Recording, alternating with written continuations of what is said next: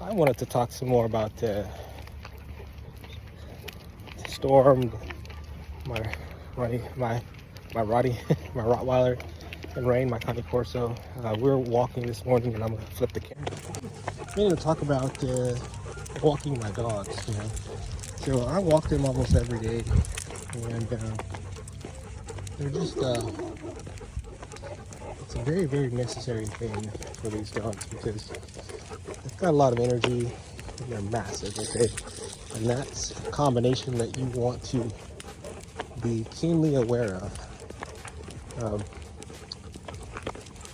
You don't want to have a massive dog with a ton of energy and all the time in the world to use that energy in your house.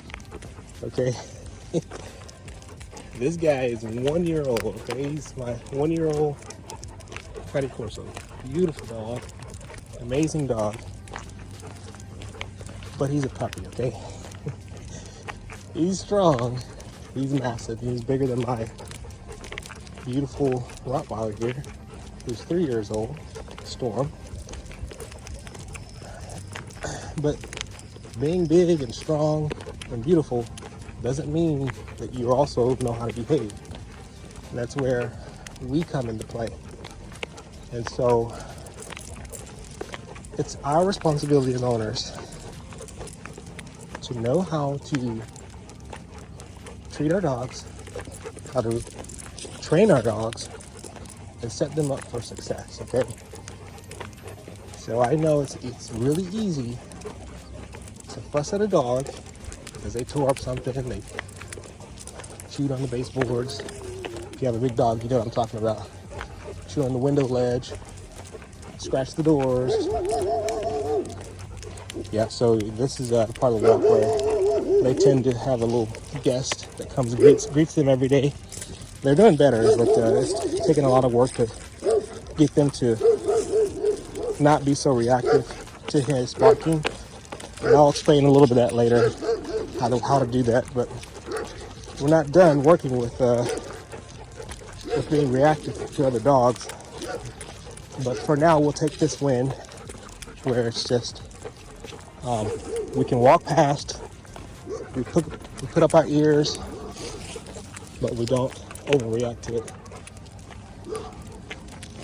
So I was talking about our responsibility as owners to set our dogs up for success in the morning. And so walking them in the mornings, this big breeze like this. Now it's a longer walk. I try to do 2 miles with these guys. And there may be some criticism to the length of our walks, but the benefit of walking them for 2 miles is it really sets the tone for the day for them. They've had a chance to get rid of some energy. They got some fresh air. I mean, oftentimes they get sun, which even us humans, we need some daily sun, vitamin D. We need to clear our minds, and we need to start our day correctly. Why wouldn't they need the same thing, right? So our walks do a lot to keep them mentally stimulated, keep them active. I mean, these guys eat a lot of food, so we try to regulate their food, but they can put on weight if they're not active. I mean, they're big dogs. Come on, man. They eat pounds and pounds of food. So they need an opportunity to burn off that energy, right? So these walks do a lot for them. There's a lot of training, a lot of correction that gets done during walks that they need, structure, a lot of things that help them develop and help them to see me as their leader happens during these walks. Right now I'm very proud because I'm not really truly taking the leadership role with this walk. And you probably saw my previous video. I talked about Storm and her drive to be alpha and take the lead. But yeah, she looks at me. Yeah, that's right, Daddy. I want to be alpha. But yeah, so I'm not walking them correctly, but they are. You know, she is taking my leadership. This step is what you want, right? Look how loose that leash is, and how close she is to me, and how I'm not quite ahead of her, but you know, she wants to have that edge always, as opposed to this guy, who's he's kind of a little bit off track. You know, again, I'm not truly truly holding them, showing them direct leadership right now. So he's a little bit off task, and he's looking over everywhere, going into the grass, lagging behind, doing everything but, you know, take my leadership. That's okay, because I mean, right now I'm not really truly engaged in just the active leadership role right now. But I am proud that Storm is kind of letting me take the lead right now on her own without me correcting her and enforcing that. She's looking back because there's normally another set of dogs over there barking at us as we walk this part of the neighborhood. But yeah, this is really good. So if you have a big breed dog, I'm showing Storm a lot because she's kind of taking the lead. But if you have a big breed, these walks can be very crucial to help you establish that relationship with them. Help you with your role as their leader. Help establish that role. Help you hone your skills, becoming a leader. With oh, there you go. He comes to the front there. I think it's the water the water hose again. Yeah, so see how reactive that was? Okay, but she still walks towards the direction I'm taking her. So that doesn't come on its own. That was many days of correction. You know, I want to look, but I know that my dad's gonna get mad if I don't keep walking in the direction that we're going. And that's fine. I don't mind her looking, but I'm in charge of this walk, right? I'm leading this walk. If we're going straight, that's where we're going. We're not going towards the barking dog, right? So she's figured that out, and he has been taking cues from her, right? So you train one dog, you train them all, right? They tend to help you train the other ones. And so when you have a smart breed like the Rottweiler, once you teach them, they're very loyal to your instructions. And I mean, they do challenge you. I'm not saying that they don't. You still have to correct them because they kind of revert back when you stop engaging with them. So that's why, again, it's super important to make sure that you do something with them daily. Make sure you keep that relationship going daily with them. I will say we haven't been the best at necessarily socializing both of them with other humans and other animals and dogs. And there's a consequence to that, right? They're not the best sometimes with other people or other animals. Now, Rain is different though because he's still a puppy, still 1 year old. He's still a 1 year old, and we've made a considerable effort to kind of starting him off on the right path.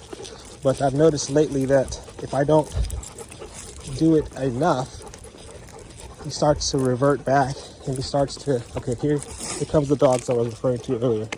Again, I'm not taking the leadership role, so they are pulling me.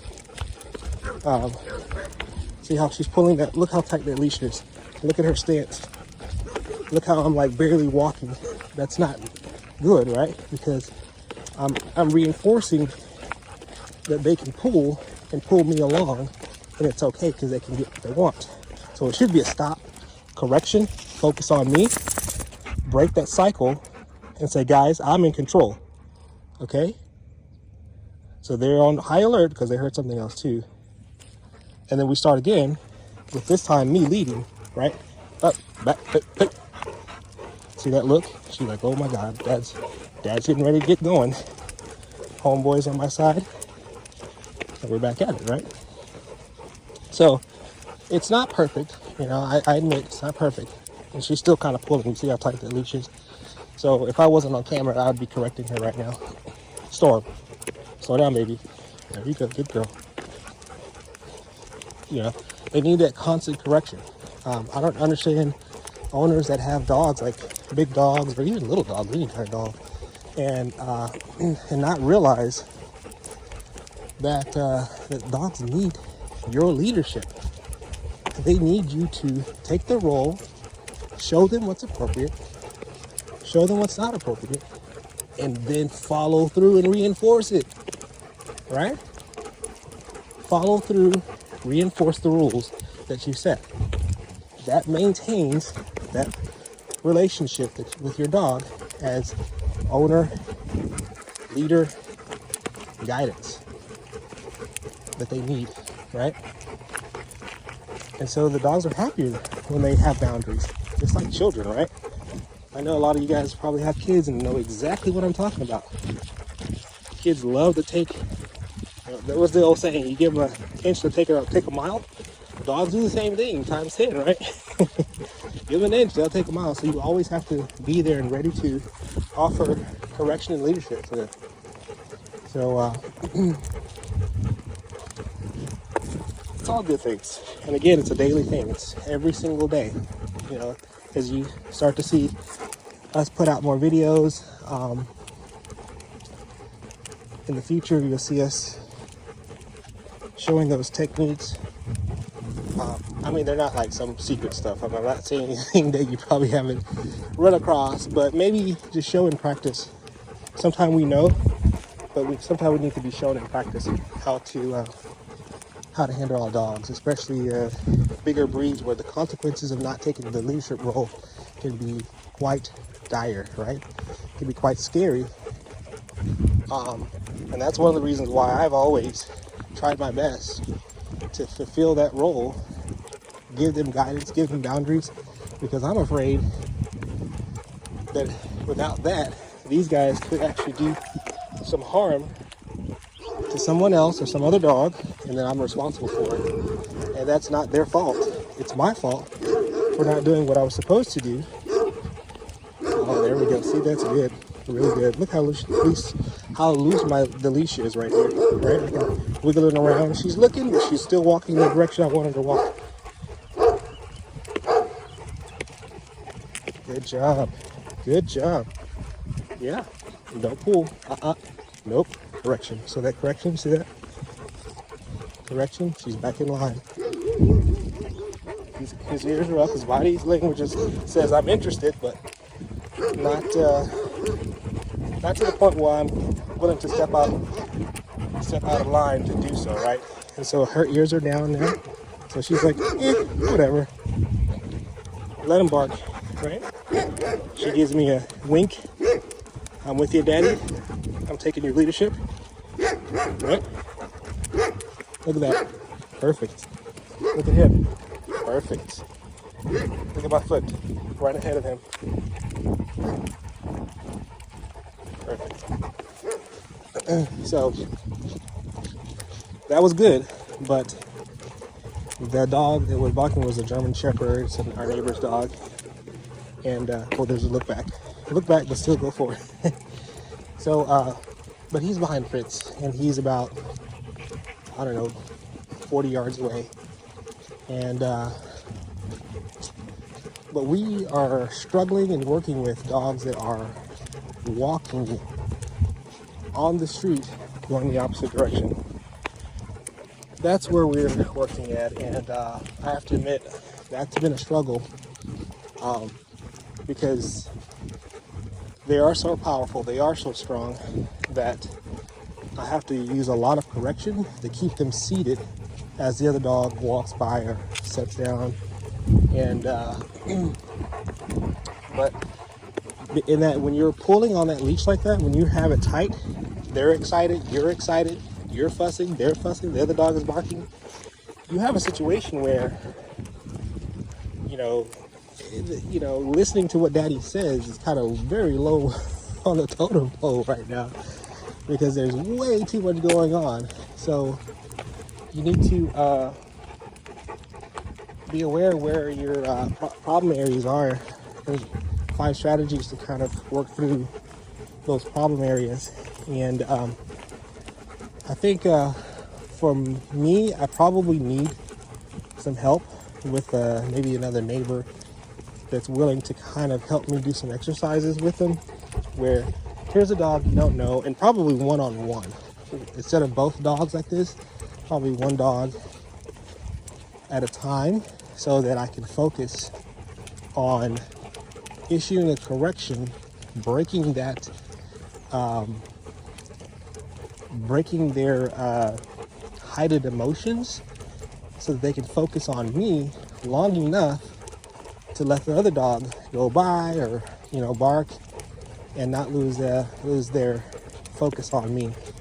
And another thing I probably need to do is probably use, especially with her, use some treats while I'm doing that, because their food drive could be enough to break that, you know, where they're like, yeah, that's cool that there's a dog walking my direction, but I really want that treat. Plus, Daddy's in my face, standing between me and the other guy, so we're not in any threatening position, you know. So that's what I envision we'll have to do. Maybe one day in the future I can get a neighbor to help me out and maybe even demonstrate that. But, you know, either way, it's going to take a concerted effort, right? This is not something that will just happen organically. One day my dog will just be wonderful and sweet if I love it enough. Doesn't work that way, right? You have to put in the time and energy to make these changes. And if you love your dog and you want them to behave a certain way, I think it's natural to want to go ahead and put in the time to make those changes and actually enjoy the benefit of working with your dogs. So we're going to move over because there's a car coming. So anyway, this is me. I'm trying to start doing more longer videos, because I know there's more to these dogs than just their muscles and, you know, cute ears and all their fighting and all that good stuff. There's more to these dogs than that, and we care and love for our dogs a lot, and there's a lot that we have to share with the world. If they're interested, I'm sure they are, because these breeds are very popular. But along with the desire to have a big breed comes the responsibility to be fair to them, not just love them, but to train them. And I would argue that training them is loving them, right?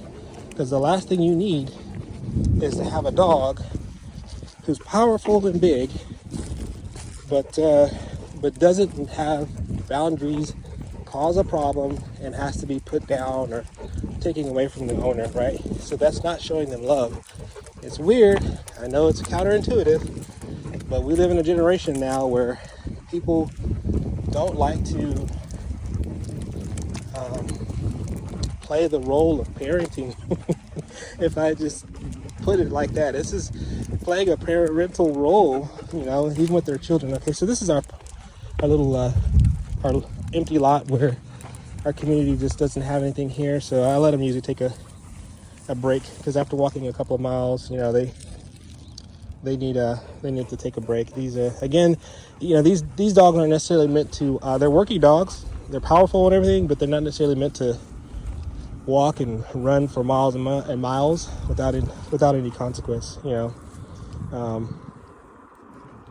Storm is, I mean, she's truly she's unique.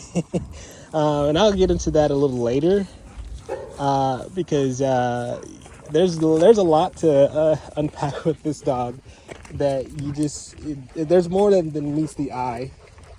She's very, very unique and always has been. I have some videos when she was younger that will demonstrate kind of what I'm thinking about in terms of her